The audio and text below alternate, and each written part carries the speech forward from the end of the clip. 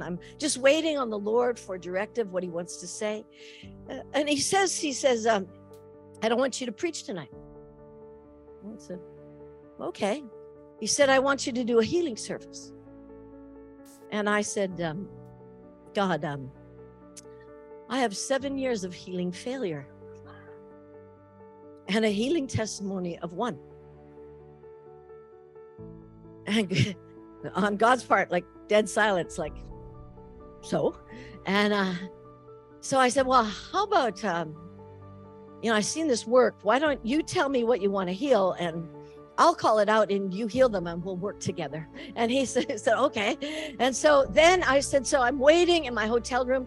And I will say this, that I have never heard the voice of God more faintly.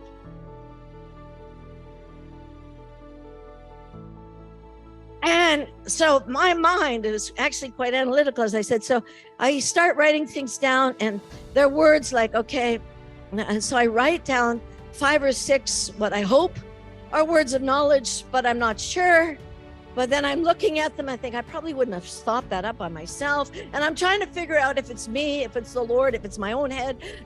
But I thought, well, that's what he said. So I get there, and I did fake it till I made it. I got there, I said, well, quite sanctimoniously, like the Lord said that he wants to do a healing service tonight. He doesn't want me to preach. So I'm just going to call out a few words of knowledge.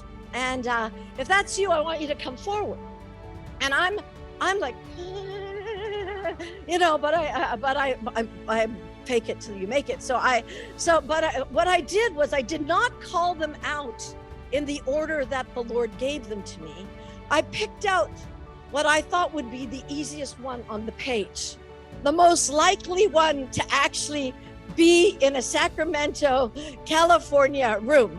And so I picked it out, and lo and behold, the person stood up, and I prayed for them and they fell over, and it was kind of dramatic. And I went, okay, good, and then I get to the second and the third, and one of them was, I remember this one. I said, there's somebody here. It was a Pentecostal church. Is there somebody here with a Salvation Army background, 3 generations on your mother's side? Like, that was like, the Lord was giving me those. And I'm telling you, there was no fanfare. I did not shake. I had no witness. Like when God was telling it to me, it's like this. And I called it out, and this person stood up, and, I prophesied. And finally I get to this one word. It was the last word I gave, and every single person in the room stood up. We prayed for them, and the Spirit was falling. And then the last word of knowledge I called out, there's somebody here scheduled for laser surgery in your left eye. And, is there somebody here like that?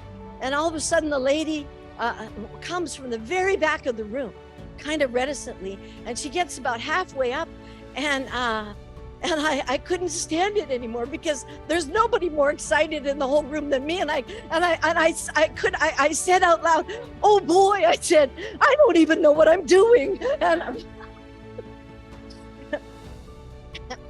the lady stops rather indignantly, and in the middle of the room she says, well, if you don't know what you're doing, don't pray for me then. And I said, no, this is the point. My just one lives by his faith.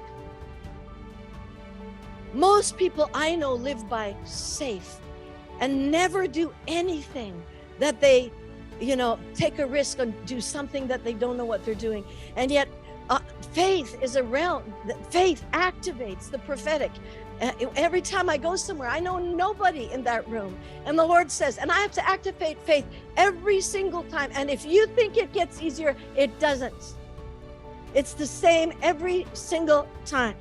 And I just say, okay, Lord, I'll try to serve to the best of my ability, and the glory goes to you.